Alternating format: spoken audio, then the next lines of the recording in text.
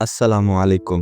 दोस्तों, हम सब जानते हैं कि इस दुनिया में 4 बड़ी आसमानी किताबें या रिलीजियस बुक हैं: कुरान, इंजील, तौरात और ज़बूर। ये एक बहुत ही कॉमन नॉलेज है। हम ये भी जानते हैं कि कुरान को मानने वाले मुसलमान कहलाते हैं, इंजील या बाइबल को फॉलो करने वाली कम्युनिटी को क्रिश्चियंस या ईसाई कहा जाता है, और तौरात जो हज़रत मूसा अलैहिस्सलाम पर उतरी उसके मानने वाले यहूदी या जूस कहलाते हैं। लेकिन कभी आपने एक लम्हे के लिए रुक कर सोचा है कि चौथी किताब ज़बूर, इसके मानने वालों को क्या कहा जाता है और वो कहाँ है? मुसलमानों की आबादी अरबों में है, क्रिश्चियंस और जूस पूरी दुनिया में मौजूद है। तो ज़बूर को मानने वाले, जिन्हें हम मंतकी तौर पर ज़बूरी कह सकते हैं, वो दुनिया के नक्शे पर कहाँ है? क्या उनका कोई मुल्क है? क्या उनकी कोई अलग आइडेंटिटी है, या फिर वो तारीख और अवराक में खो गए? आज की वीडियो में हम इसी हिस्टोरिकल मिस्ट्री को सुलझाएंगे और ढूंढेंगे कि ज़बूर के मानने वाले आज किस हाल में हैं और दुनिया के किस कोने में मौजूद हैं।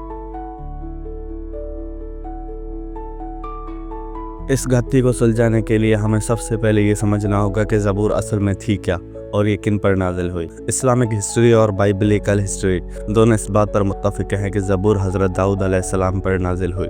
हज़रत दाऊद अलैहिस्सलाम जो न सिर्फ एक नबी थे बल्कि बनी इसराइल के एक अजीम बादशाह भी थे। लेकिन यहाँ एक बहुत बड़ा टेक्निकल पॉइंट है जिसे समझे बगैर इस सवाल का जवाब नहीं दे सकते, और वह पॉइंट ये है कि ज़बूर की नेचर बाकी किताबों से थोड़ी मुख्तलिफ थी। देखें, तौरात जो हज़रत मूसा अलैहिस्सलाम पर आई वो एक बुक ऑफ लॉ थी, यानी शरीयत। इसमें हलाल, हराम, सज़ा, जज़ा और ज़िंदगी गुजारने के कानूनी अहकामात थे। लेकिन जब ज़बूर हज़रत दाऊद अलैहिस्सलाम पर उतरी तो वो बुक ऑफ लॉ नहीं थी, बल्कि वो एक तरह की बुक ऑफ विस्डम थी।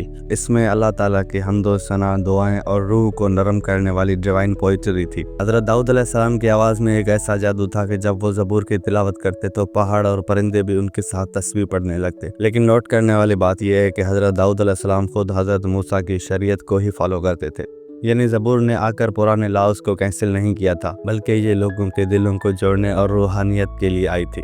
अब यहाँ सवाल पैदा होता है कि अगर किताब अलग थी तो कौम अलग क्यों नहीं बनी? जैसे मैंने बताया, हज़रत दाऊद अलैहिस्सलाम के दौर में भी स्टेट लॉ तौरात ही का चलता था, इसलिए जो लोग ज़बूर पढ़ते थे वो टेक्निकली जूस यहूदी ही रहे, क्योंकि वो शरीयत मूसा पर अमल पेरा थे। यही वजह है कि तारीख में हमें कोई ऐसी बड़ी स्पेसिफिक कम्युनिटी नज़र नहीं आती जो सिर्फ और सिर्फ ज़बूर को मानती हो और तौरात का इनकार करती हो। ये बिल्कुल ऐसे ही है जैसे आज मुसलमान कुरान पढ़ते हैं, लेकिन अगर कल कोई बुजुर्ग एक बहुत अच्छी दुआओं की किताब लिख दें तो लोग उसे पढ़ेंगे ज़रूर, लेकिन वो मुसलमान ही रहेंगे, कोई नया मजहब नहीं बनाएंगे। तो पहला जवाब तो ये है कि ज़बूर के मानने वाले दरअसल बनी इसराइल ही थे, जो वक्त के साथ साथ यहूदियत और बाद में ईसाईयत में तकसीम हो गए। लेकिन ठहरिए, कहानी यहाँ ख़त्म नहीं होती, क्योंकि तारीख के दामन में कुछ ऐसे लोग भी छुपे हुए हैं जो दावा करते हैं कि वो हज़रत दाऊद अलैहिस्सलाम के हकीकी वारिस हैं और उनका ताल्लुक ज़बूर से है। ये लोग कौन हैं? अगर आप कुरान मजीद का मुताला करें तो आपको 3 ग्रोहों का जिक्र बार बार मिलता है: मोमिन मुसलमान, यहूद व नसारा ईसाई, और चौथे हैं साबिईन। बहुत से स्कॉलर्स ने सदियों तक सर खपाया कि ये साबिईन कौन है।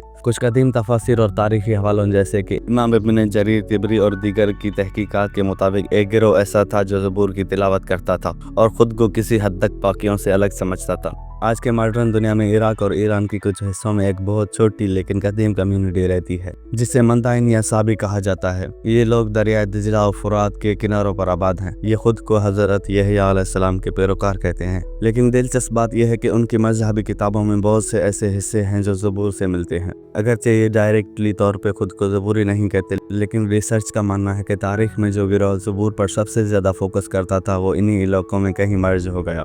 लेकिन अगर आप प्योर ज़बूर के मानने वालों को ढूंढना चाहते हैं तो आपको किसी जंगल या पहाड़ में जाने की ज़रूरत नहीं, वो आपके बहुत करीब मौजूद हैं। जी हाँ, ज़बूर आज भी मौजूद है और उसके पढ़ने वाले करोड़ों की तादाद में मौजूद हैं। आज जैसे हम अहदनामे कदीम कहते हैं, जो ईसाइयों और यहूदियों की मुकद्दस किताब है। ये वही ज़बूर, अगरचे मुसलमानों के अकीदे के मुताबिक उसमें तब्दीलियाँ हो चुकी हैं, लेकिन ये आज भी यहूदियों और ईसाइयों की इबादत का सबसे अहम हिस्सा है।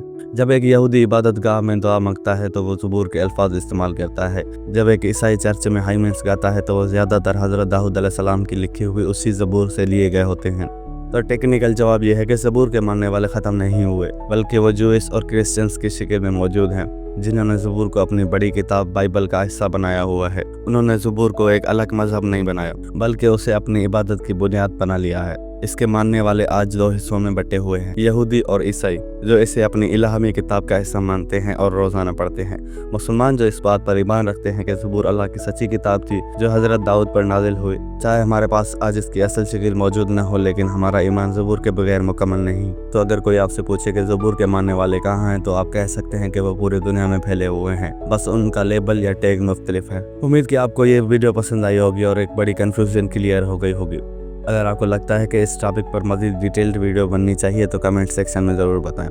ویڈیو کو لائک کریں، شیئر کریں اور چینل کو سبسکرائب کرنا مت بھولیں۔ ملتے ہیں اگلی ویڈیو میں ایک نئے راز کے ساتھ۔ اللہ حافظ۔